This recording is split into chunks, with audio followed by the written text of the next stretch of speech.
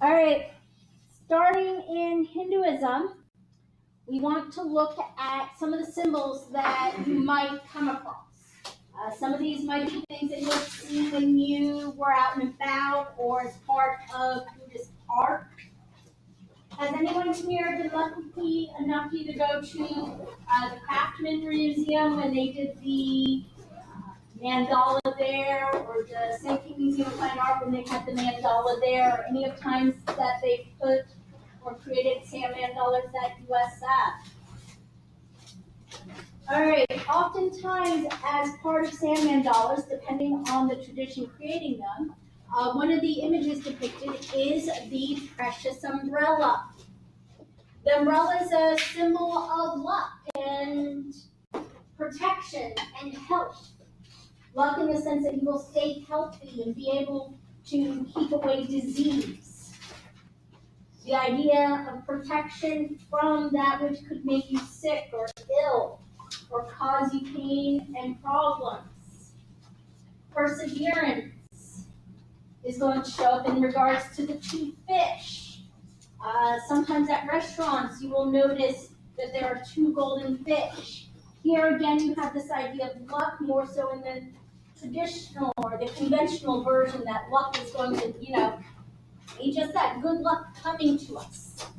It's also perseverance with the golden fish, the idea that fish struggle regularly up the river and they persevere.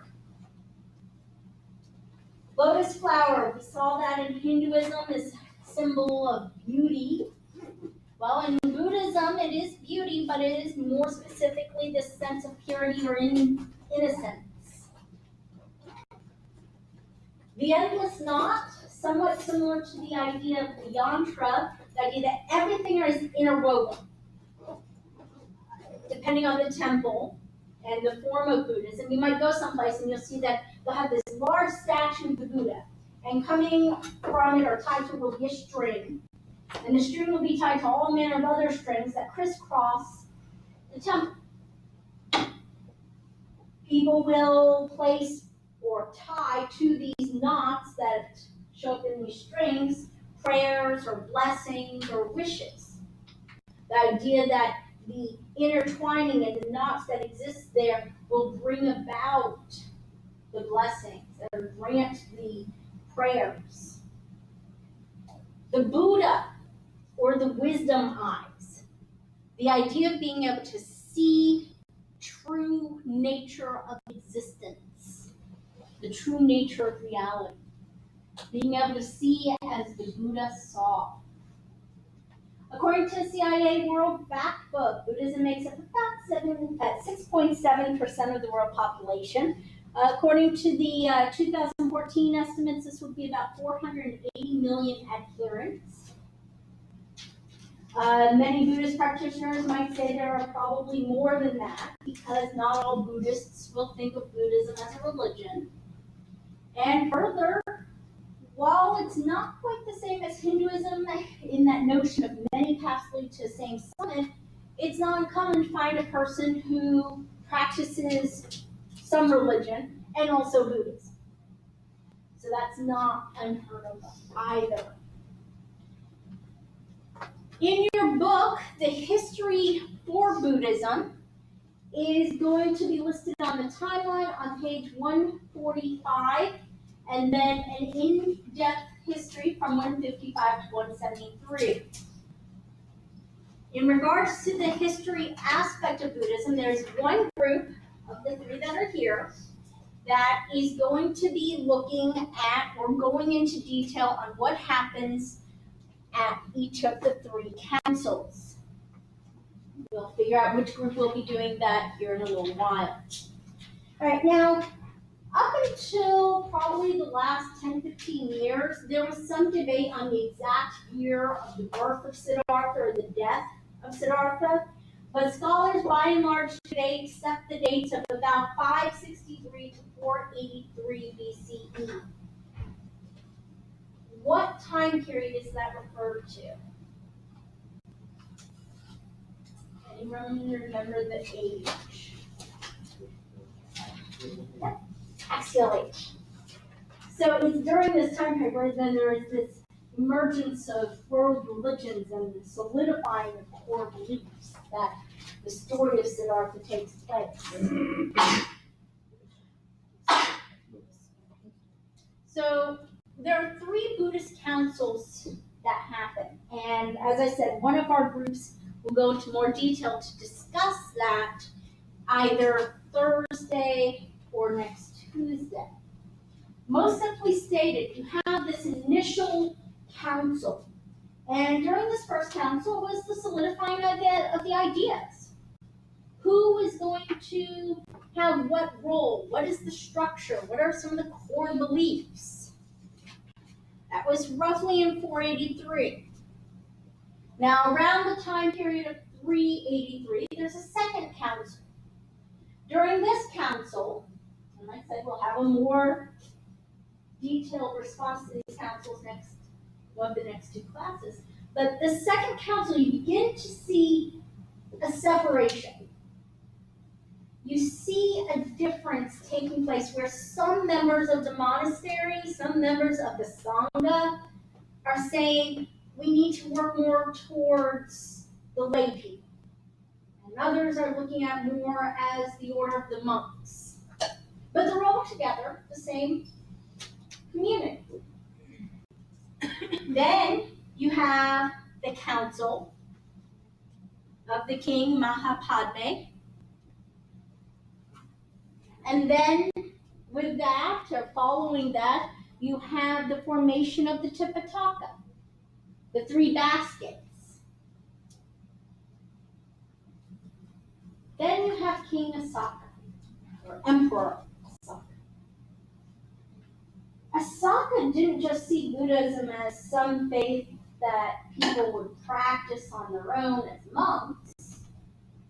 He saw that it was something that could be used for the whole of society, that its principles, its ethics and morals, its views of what's important in life was truly what was important in life.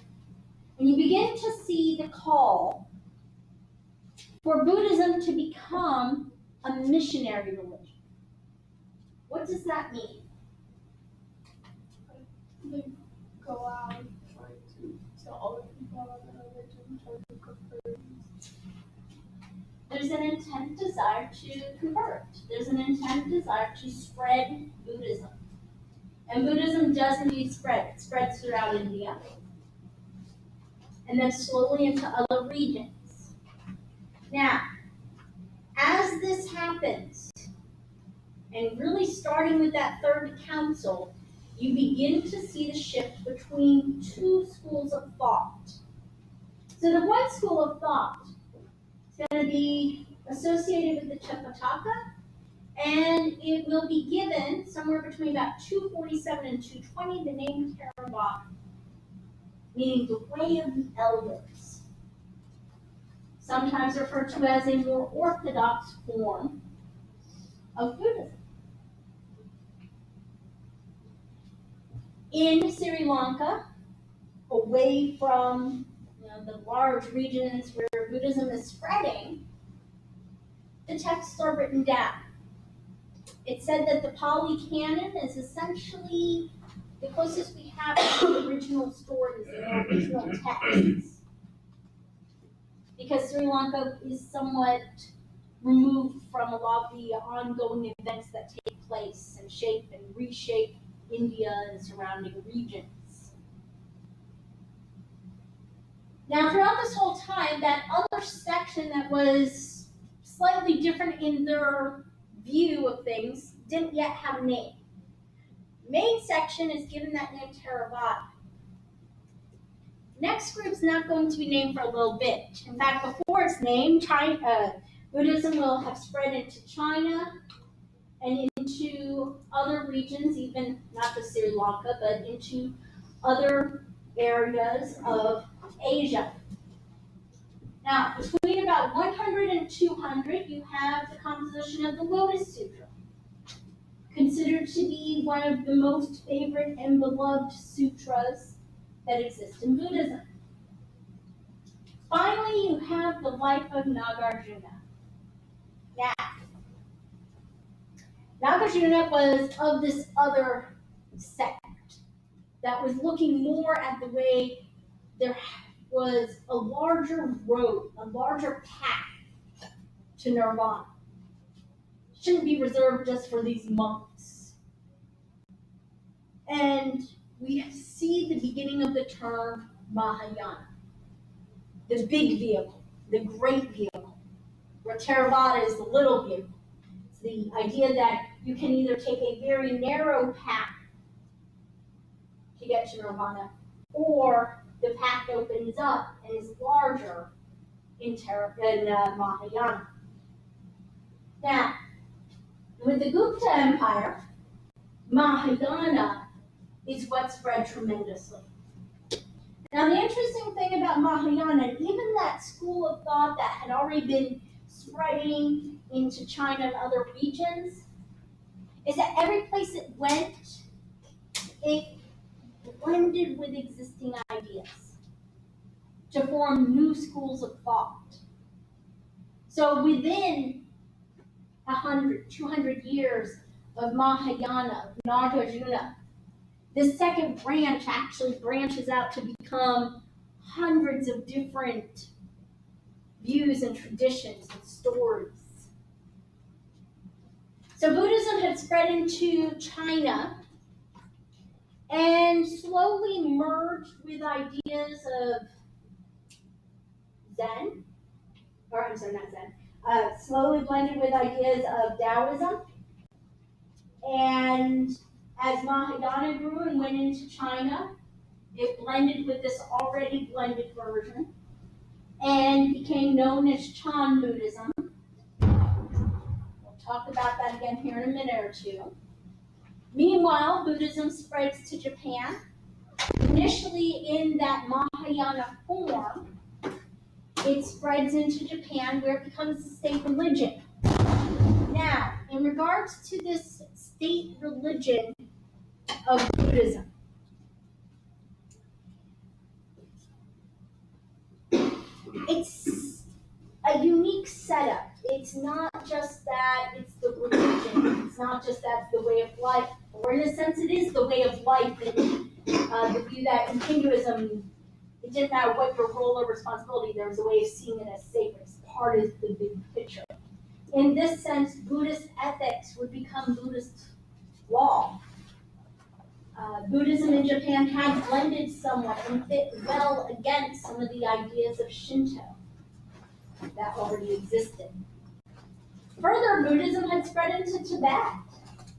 In Tibet, it was interesting because you have little bits of Tantra, concepts that would be easily found in Hindu beliefs. And then you have Mahayana Buddhism going into Tibet. You have Tibetan shamanism, and you have other tribal groups of Tibet as well. All of those groups kind of merge together the ideas, the beliefs, the practices to create Tibetan Buddhism. So Tibetan Buddhism isn't considered part of Theravada or part of Mahayana. It's given its own name, the diamond, the thunderbolt, or Vajrayana. Other forms of Mahayana come into existence, such as Tendai or Shingon. Around the year 1000, you start seeing revival movements of Theravada Buddhism. With those revival movements in Sri Lanka, it spreads further into different parts of Southeast Asia. This revival is during that almost mystical age where there was this desire to have a deeper sense of understanding the divine or the ultimate, or nirvana as ultimate.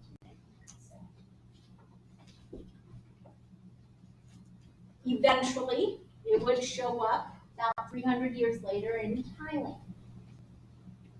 Meanwhile, Pure Land Buddhism comes on the scene, or Jodo Buddhism. Here you have a Buddhism that is considered devotional. So just as the Bhakti movement really grew in India and in Hinduism, you have this other counterpart devotional movement in Buddhism. There are multiple schools of devotional Buddhism. The primary ones are Jodo, or Pure Land. Pure Land Buddhism has this notion that one can achieve Buddhahood or experience Buddha nature. Some of the ways in which a person would achieve this Buddha nature: merely grasping one's hands together and uttering Nama. Praise God. Doing that alone brings about this Buddha nature or Buddhahood. Erecting a statue, singing a song, even with a small voice, are all considered things that would help bring about this Buddha nature, this understanding of Buddha, of enlightenment. Devotional Buddhism was very, very different than the other forms of Buddhism. It's sometimes called Pure Land because in Jodo Buddhism, Nirvana is likened to this concept of heaven, a pure land, free of pain and suffering. Very different than other forms of Buddhism. Yes? Isn't the term Namo somehow similar to Namaste? Slightly different. Namo pretty much just means praise be. So it is indeed different than Namaste. Eventually, Zen Buddhism grows out of Chan Buddhism as it spreads to Japan. Nichiren Buddhism forms. Nichiren Buddhism is talked about in the Essentials of Faith video with regards to how many times one chants. As I mentioned, Buddhism did spread throughout Southeast Asia and by 1300 was established in Thailand. Where Buddhism has been found in Sri Lanka, in Thailand, and in a few other regions, you have Theravada. Theravada Buddhism is relatively succinct in the sense that almost no matter where you find it, the core doctrines, the core beliefs, the core practices are the same. Mahayana, well, there's Mahayana proper, and then there's all these different schools of Mahayana. So there's those variations that show up. By 1500, Buddhism had disappeared from India. At its greatest height, Buddhism had influenced and statues of the Buddha appear, well, in Afghanistan, in places even closer to the Mediterranean, across Southeast Asia, Indonesia, and those regions. As the Mongol Empire had grown, Buddhism disappears from India. Buddhism did not have the relationship that Hinduism had. Hinduism has a henotheistic system. It has one ultimate power. Lots of different gods and goddesses, but it only has one ultimate problem. It was easier to connect, but Buddhism was a completely different system. And so it disappeared from India. There are still parts of India today where Buddhism is practiced, but not throughout the entire country. All right, who can tell me what happened in 1893 from Hinduism? You mentioned it. To the west. Introduction of the Eastern religions to the West. Where did this introduction take place? The Chicago World Fair. Chicago World Fair at the World Parliament of Religions. Anyone happen to remember the speaker from Hinduism? Or the name of the society he created? Oh.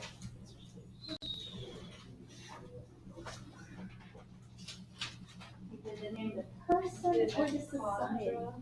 Vedanta Society, and the speaker did Delhi and exactly Vivekananda.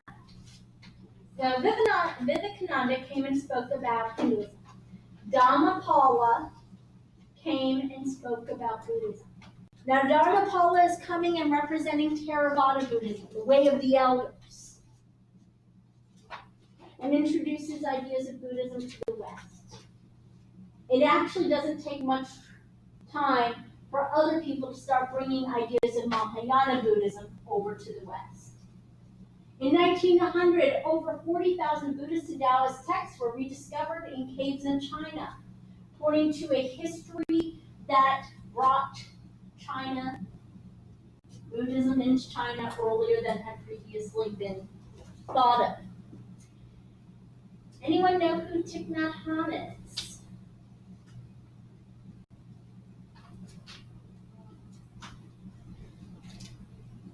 Han plays a role in the social or the growth of Buddhism. So for next Tuesday, I'd like somebody to be able to answer that question of who Thich Nhat Hanh is. So we will come back to them. All right, 1959, the Dalai Lama goes into exile. From where is the Dalai Lama exiled and why? Tibet is the Chinese land. China took over Tibet. The Dalai Lama had been a political and religious leader of Tibet, and he was kicked out. The Dalai Lama is still in exile from Tibet to this day. He is in exile, living in a city in India. It's interesting. Whenever the Dalai Lama comes to the U.S., and if he has, and usually on his schedule will be a visit to the White House, whichever president is president at the time. And regardless of who the president is at the time, usually there'll be a couple news articles that talk about how China is hoping or warning the president that he should not have any private meetings with the Dalai Lama. Because the Dalai Lama is not a political leader. And he is an exile. So it's just an interesting event that happens whenever he does his visits. The Dalai Lama, though, went beyond Buddhism in the sense of being this leader that people look at. Most people know who the Dalai Lama is as a religious leader of Tibetan Buddhism, as a peacekeeper, to the point where in 1989 he's awarded the Nobel Peace Prize. Going back a step, 1966, the World Buddhist Sangha Council. In Hinduism, the ashram was the religious community. In Buddhism, it's the Sangha. This council, yes? Why was he awarded the Peace Prize? Essentially for his ideas about peace and promotion of peace through all events and endeavors. He never really even called upon people to fight that against the Chinese. He also has just in general worked to bring about peace and ideally fostering communication between different groups. So the Sangha Council had actually as part of its mission a similar idea or notion. It was this group that was saying, hey, there's all these forms of Buddhism, we need to be able to talk to each other. There's ideas of that dialogue where you're supposed to talk to people, learn from them, two-sided conversation. So the Sangha Council was there to form a bridge between the different communities, to have what could be called ecumenical dialogue. All right, 1998, full ordination of 135 nuns from 23 different countries. This is significant because while at the time of Siddhartha there were nuns who were fully ordained and in charge of their own temples and monasteries, not long after that they were forbidden from doing such. And women were seen, or the nuns were seen as being lower than the monks. The monks had superiority. They could go to Nirvana. No, you probably want to be reborn as an air force. The idea that they were lower. So this ordination represented a change or a shift that said that male and female makes no difference in gender. Both can equally be on the path to nirvana. Both can equally be fully ordained in order to lead a temple or monastery. As a note, though, with that ordination, it did not include Theravada traditions. Theravada, while it has made some changes, pretty much it is still primarily structured with the monks that are male. All right. What is the worldview? What are the answers to some of those ultimate questions of concern that come out of the fundamental feature ultimate questions? What's the worldview? Or what is the ultimate power or ultimate anything? What about the origin and destiny of the world? The origin of humans?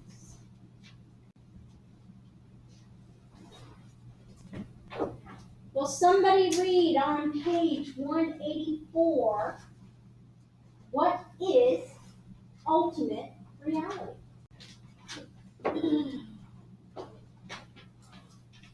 Buddhists often use the word dharma in its broader sense. This is as nature and its law, to refer to ultimate reality or reality as it is, rather than as it usually perceived or misperceived. According to the doctrine of interdependent origination, reality is a web of interrelated and interdependent phenomena, in which nothing comes into existence independently of other things. Instead, the origination of or coming into existence of things depends on all other things, as does their continued existence. All things are constituted of elements of other things. Nothing exists in and of itself. Further, according to the Buddhist doctrine of impermanence, all things are in constant state of flux and without any underlying or enduring essence or identity. So, what is that telling us? I mean, I don't know, that was very confusing, but maybe an example saying like a chair, you can say that it's made of wood and nails. We'll get to that part, right? Okay, is that kind of like, I don't know, it's like like nothing exists, I don't know. Without each other, like everything has to, there's a reason kind of, Yeah, like like- everything has to all fit together. So on one side we have everything is interconnected, that endless knot.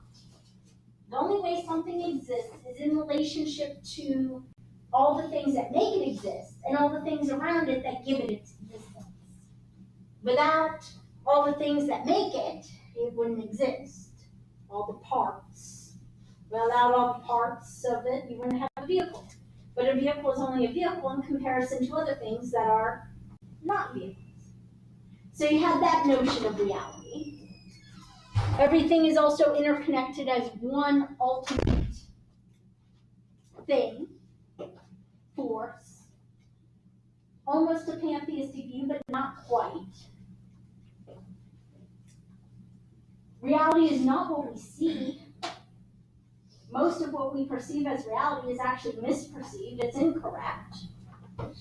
What we think exists doesn't exist as we normally understand it to. We are living in the Matrix.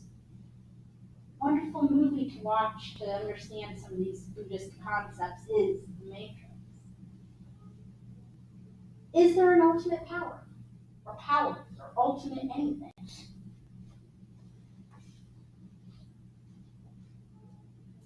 Is Buddha an ultimate power? No? Anyone ever go to a temple and see a person bring their hands together, go down and prostrate themselves 3 times in front of a statue of Buddha? What does it look like they're doing? Yeah, it looks like they're praying to him. It looks like they're worshiping him, but they're not. Siddhartha's not a god.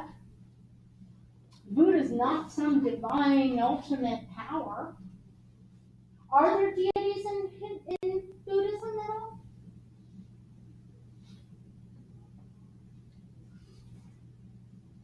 There's room for them. It doesn't completely get rid of the idea that there could be spiritual entities or beings. There's a demon known as Mara. There's other deities that are like gods or spiritual entities that one might encounter.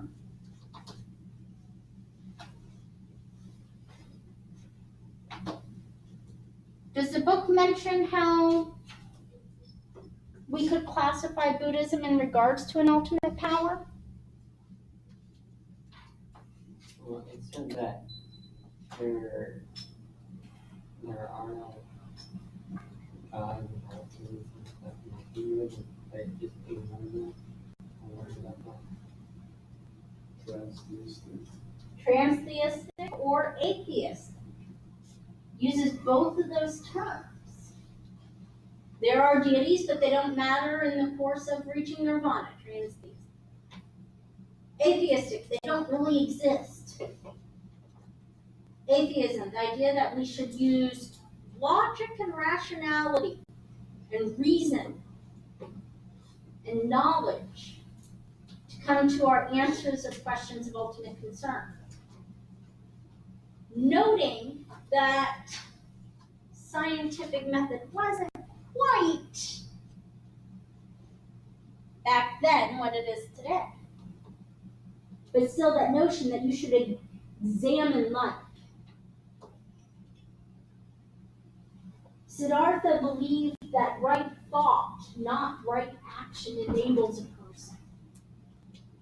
It's about your ability to think. There's a Zen koan, which we'll talk about Zen koans. There's a Zen koan that said, if you meet Buddha on the street, kill him, he's not Buddha. You have to come to the conclusions to understand existence yourself. You do not rely just on a teacher telling you something. You have to discover it for yourself, or your teacher may not know, or your teacher may even be purposely telling you something different so that you have to think for yourself. The ultimate power, there isn't a deity. There's a notion of trying to seek knowledge and understanding. Now, to this degree, interesting text that you can look up and find is called The Quantum and the Lotus. And it looks at how some of the theories of the nature of reality found in Buddhism are similar to natures of reality understood in physics today. Origin of the world? Not really. In fact, in the end, each of these questions, whether we're trying to look at the nirvana as an ultimate place, something called the void, which we'll talk about later, ultimately these questions are considered moot, unanswerable. In fact, there's a whole host of questions that are considered as such. It said there was a monk, and he was a well-versed monk, and he was studying. But as it happened, the venerable monk, being in seclusion and plunged in meditation, had a consideration that presented itself in his mind. These theories, the Blessed One, the Buddha, has left unexplained, has set aside and left them unanswered. That the world is created or not.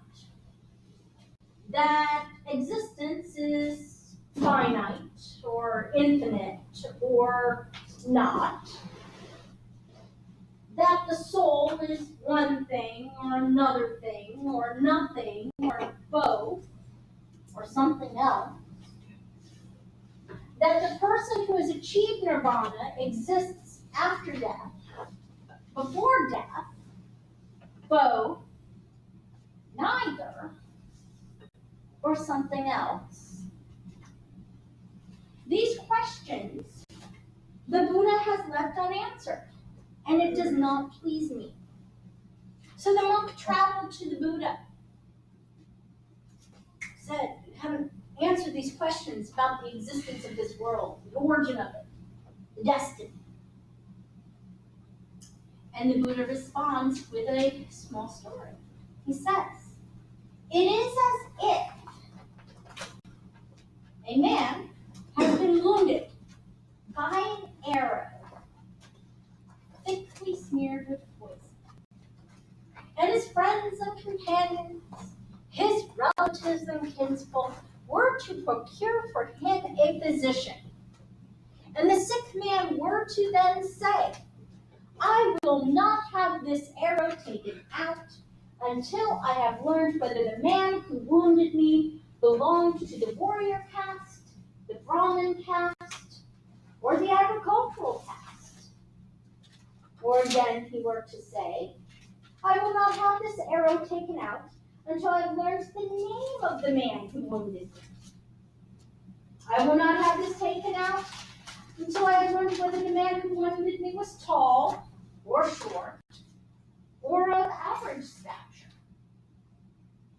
I will not have this arrow taken out until I have learned whether the man who wounded me was black or dusky or yellow or pale of skin. I will not have this arrow taken out until I learned whether the man who wounded me was from this village or that village or this city or that city or another town.' The Buddha continued on with many other possibilities, then looked to the monk and said, 'What would happen to this man?' What would happen? He would die. The monk says he would die without ever having learned any of these things. Buddha responds, 'The religious life does not depend on the answer to any of these questions.' Those questions that the monk had been asked. 'Accordingly, bear always in mind what it is that I have not explained, and what it is I have explained. I have not explained the apprehension, and what have I explained? I have explained misery, the origin, the cessation, and the path leading to the cessation. These I have explained.' He went on to discuss other unwise considerations, such as, 'Have I been in the past? Have I not been in the past? When have I been in the past? Where have I been in the past? Who have I been in the past? From what state into what state did I change in the past? From what state to what state am I changing now?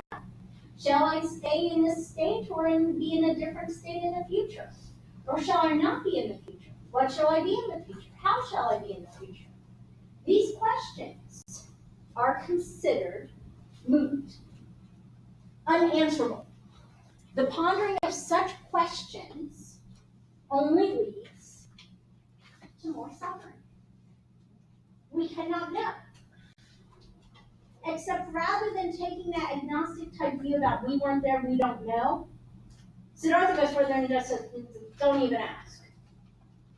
We're not even going to acknowledge the question. The question will only bring about suffering. Origin of humans is some type of karmic activity, and we will talk a little bit about that next class. Now, destiny of humans is interesting. What is the ultimate goal?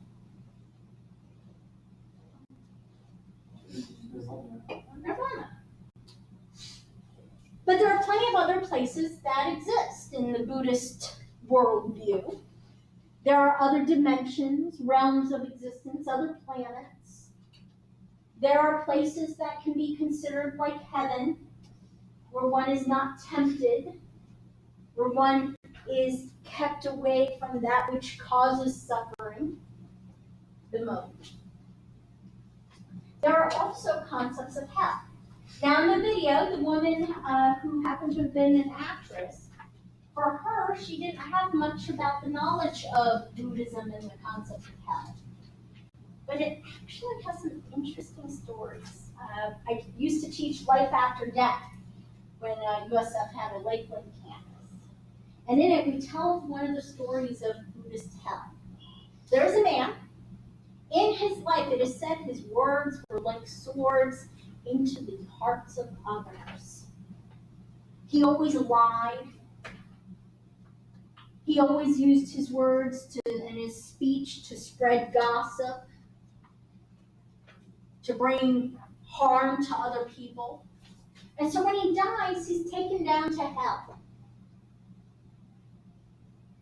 What is hell like for this man?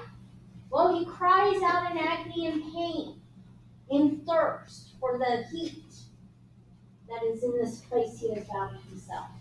And so molten rock is poured down his throat, slowly dissolving his body. As his body is dissolved, it is remade again.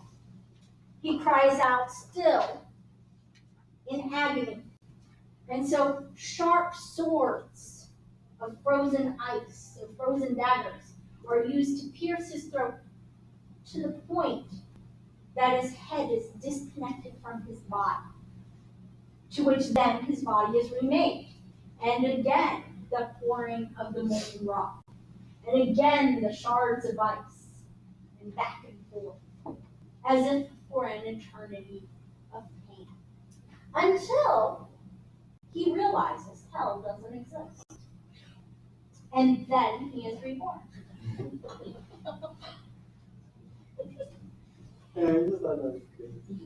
Anyone ever hear the phrase, you create your own hell? You know, you keep putting yourself in that same situation that always feels hard, but for some reason you just keep doing it over, even though you know better. Even though the people around you know better, they still let you do it.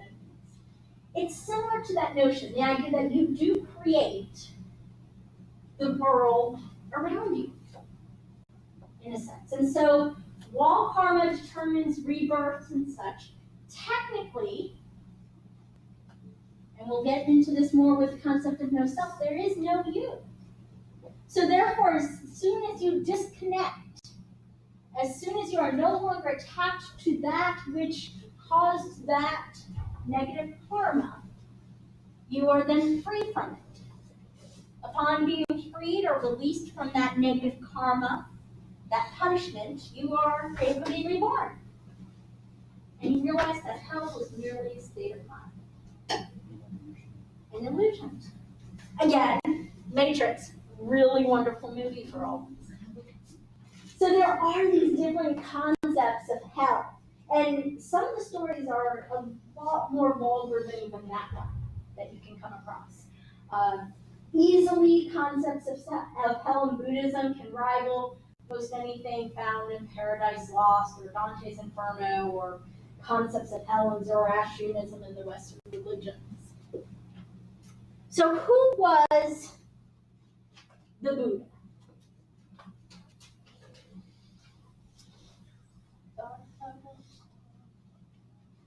If you look, it starts on page 2045. The book only gives us a little bit of the history, but it starts there telling us Siddhartha's father was the ruler of a small kingdom that straddled part of what is now the border between India and Nepal. So he's a ruler. He's Hindu, so that makes him part of what caste?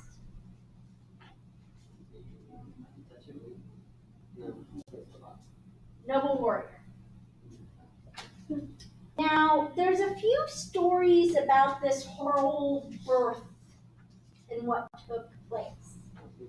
Some stories say that while the mother of Siddhartha did have relations with her husband, she did not have relations in getting pregnant with Siddhartha. So there's a story that his mother was innocent or pure in getting pregnant with him. There's a story that she suffered no pain or discomfort, and that he was born without causing her any agony, and was born being able to speak.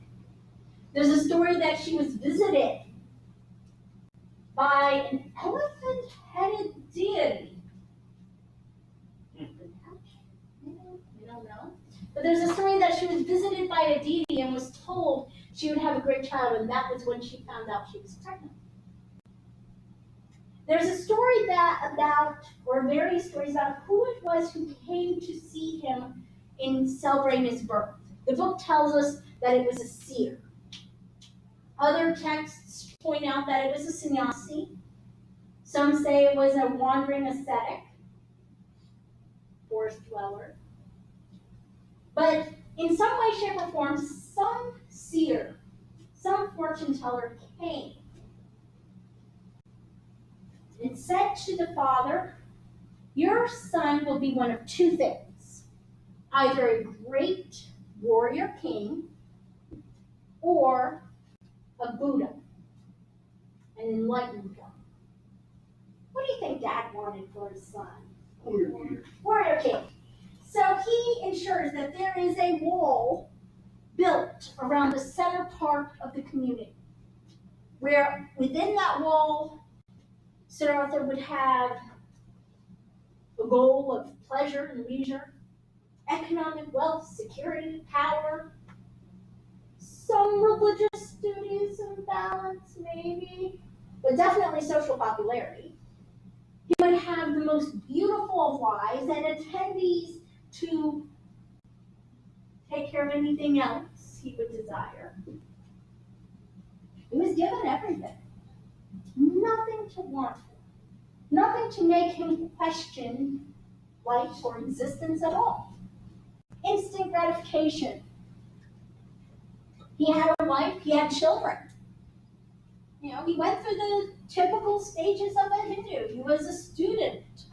He was a householder. Now, his children weren't quite fully grown. I mean, Siddhartha was only 29 or so when he leaves that, we could call it compound, perhaps. Now, the story about that even varies. Some say he went on out on one excursion. Some stories say that it was 3 or 4 separate excursions. Most commonly is the idea that it was one time. He asked his father, please, I wish to see beyond the wall. I wish to see these people who will honor me. And so a route is made that will go around the village and come back into the center. And the king ensures that anything that would be displeasing is removed from the streets, from the houses. Everything's cleaned up to make it look really nice. Now, one story is that Siddhartha saw something around the corner. The other story says charioteer may not have just been a normal charioteer. It may have been somebody else. But the charioteer, in some way, some form, takes him off that route. He takes him somewhere else. And Siddhartha begins to see a few other things that he hadn't quite seen before. What is the first thing that he sees? An old man. An old man. All right. Don't you think he would have realized that Dad didn't look as young as he used to? I mean, why would seeing an old man change much? But I have a question for you. How many of you in this classroom regularly interact with somebody over the age of 85? 1, 2 people. Who can name at least 3 movie, TV, music, pop culture icons that are regularly still pop culture icons over the age of 85? Betty White? Can you name one more? What about 2 more? There's William Shatner. He still makes the comic book cons.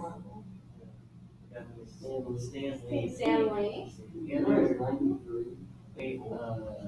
So there's a few of them, but it's taking us a few minutes to think about. Now this isn't meant in offense, but there's an old phrase about Florida. Florida is home of the newlywed and the nearly dead. It's an old phrase about Florida that tends to be accurate at times. They complain about the Florida drivers who are older and don't drive. But even then, those drivers usually aren't over the age of 85, usually. The fact is, most of us surround ourselves with images we see in our music, our pop culture, our news. The vast majority of people are actually under the age of 50, for the most part. Siddhartha had been hidden away from anyone, say, over the age of 50. I mean, his father, the king, was probably only about 20 years older than him.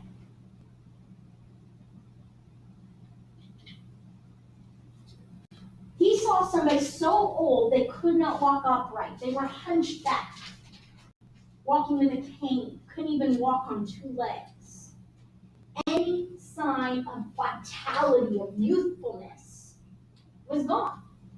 He asks his charioteer, will this happen to everyone? He says, yeah. Old age happens. Nothing can stop it. No, nothing can stop it. And it happens to everyone regardless of caste? Yep, happens to everyone. Kind of shocks him. He goes on though, and he sees the second thing. What is the second thing he sees? A sick person. Sick person, disease. Now I could ask the same question. How many of us on a daily basis interact with people who are visibly and from a sense of smell sick? One, maybe two people, or one person. Yeah. Even people in hospice don't necessarily work with people who are visibly and with a sense of smell sick. I emphasize that sense of smell because there are thousands of diseases that will completely destroy a person, but if you were to just look at them on an average day, they just look like they're unwell. They don't look diseased. A person who might work in a emergency ward will see people who are visibly ill come in. A person who's ever worked with somebody who has certain types of, well, possibly what Siddhartha encountered was leprosy.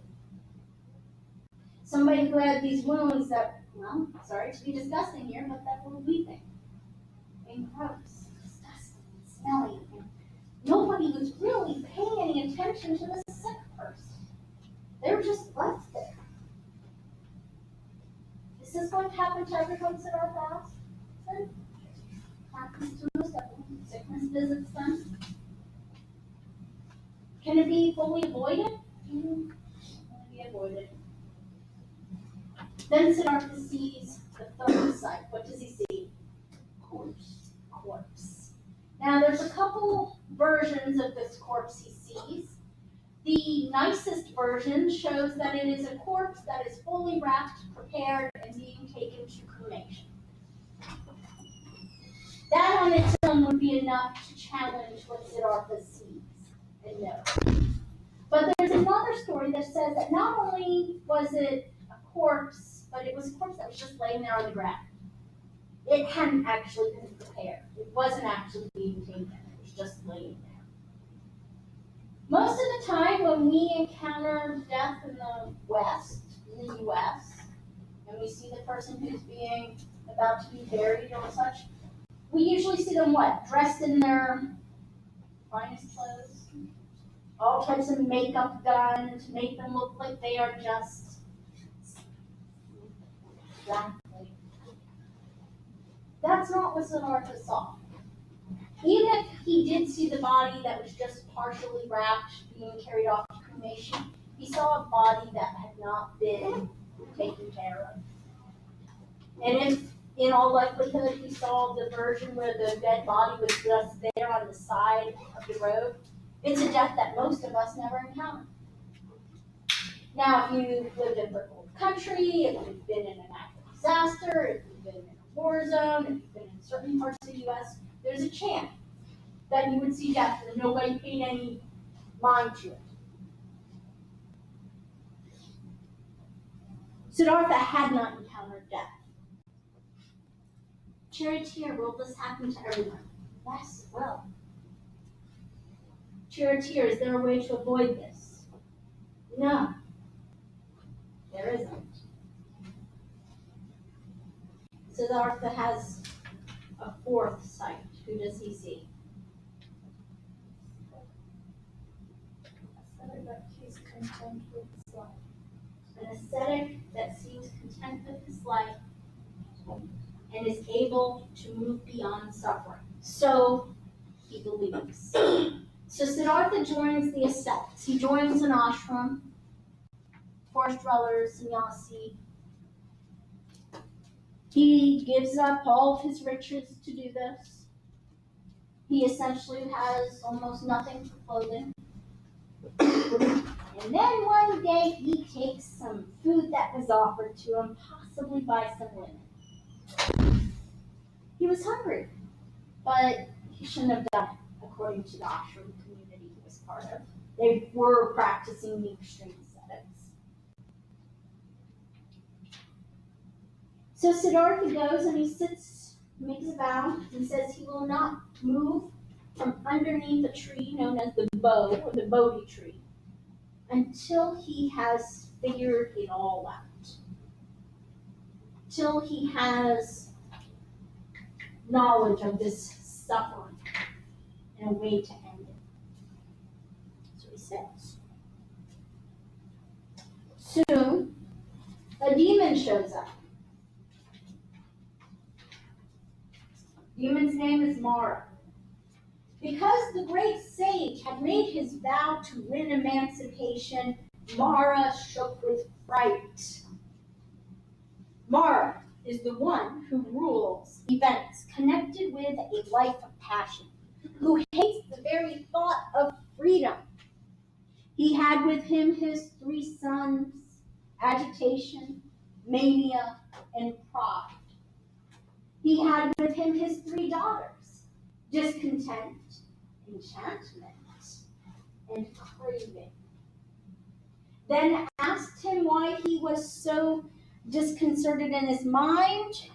Mara replied to his children, "Look over there at that sage, clad in this armor of determination. He has sat down with an intention of conquering the realm." Mara's sons and daughters invade Siddhartha's mind, physically, mentally, emotionally, tempting him with food, tempting him with sex, with wealth beyond measure, even tempting him with heaven. Saying, "You are a great sage. Well, grant me entry into a heaven." I mean, it is Hinduism to a degree, so there's heavens. But Siddhartha refuses all. He defeated Mara's violence, and by his firmness, by his calmness, Buddha put himself into a trance intent on discerning the ultimate reality of things and the final goal of all existence. In the first watch of the night, he recollected the successive births that he had had. All of his past lives, he lived through each one again. In the second watch of the night, he looked upon the entire world as though reflected in a spotless mirror. He saw all entities of existence on earth. On the third night, he turned his meditation to the real, to the essential nature of this world. Alas, living beings wear themselves out in vain. Over and over again, they are born, they age, they die, they pass on to a new life, and are reborn. He then surveyed the 12 links of conditioned co-production, the ideas of interdependence. When the great seer had comprehended that where there is no ignorance, that there was also no karmic formulations, he achieved a correct knowledge of all there is to be known. He stood out in the world as an enlightened one. And he paused. And he thought of all he had realized. For 7 days he dwelt there. His body gave him no trouble. His eyes never closed. He had locked into his own mind, his own thought. And he thought, here I have found freedom. He knew the longings of a heart that had last come to fulfillment. He surveyed the world with his Buddha eye, that wisdom, all-knowing eye, intent on giving it peace. He saw, though, on one side a world lost in low views and confused comforts, thickly covered with the dirt of passions and desires. He saw, on the other side, the exceeding subtlety of Dharma, of emancipation, of the extreme asceticism, but he felt inclined to take no action. But then, when he weighed up the significance of his pledge to enlightened beings that he had taken in the past, he became more favorable to the idea of sacrificing his entry into nirvana, sacrificing his cessation of existence so that he could teach people of the middle way. See, Siddhartha didn't create this thing called Buddhism. Siddhartha created what's called the middle way, or the middle path. As he returned from that period of enlightenment, that reaching of Nibbana, he came out and he spoke to those people who had lived there under his father's rule, nice, rich, noble warriors. And he spoke to those ascetics. And he said to them, these foolish people who torment themselves, the ascetics, as well as those who have become attached to the domain of the senses, rich luxury lives, both of these should be viewed as faulty in their method, because they are not on the way to deathlessness. These so-called austerities but confuse the mind, which is overpowered by the body's exhaustion. In the resulting stupor, one can no longer understand the ordinary things of life, how much less the way to truth which lies beyond the senses. The minds of those, on the other hand, attached to the domains of the worthless sense objects, lose the ability to understand the doctrinal treatises. Oh, sorry, I left that one left. Worthless sense objects are overwhelmed by passion and darkening delusion. They lose even the ability to understand the treatises. Still less can they understand the method which, by suppressing the passions, leads to dispassion. I have given up both of these extremes. I'm not going to be the noble warrior, but he's also not going to be this extreme ascetic. He has found another path, a middle way, that leads to the appeasing of all ill, and yet free from happiness and joy.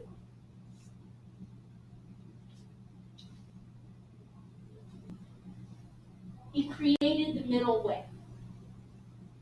His followers would eventually call it Buddhism. Now, for class,